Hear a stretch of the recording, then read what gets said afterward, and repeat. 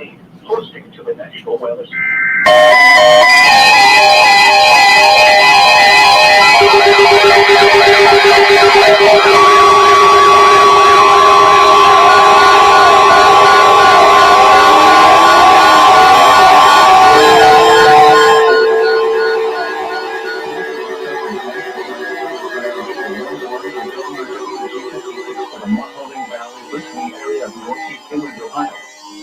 During potentially dangerous weather situations, specially built receivers are automatically activated to warn of the impending hazard.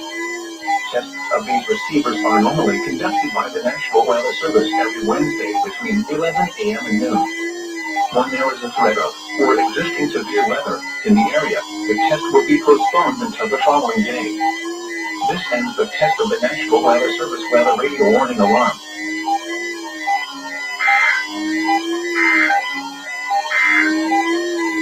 A winter weather message.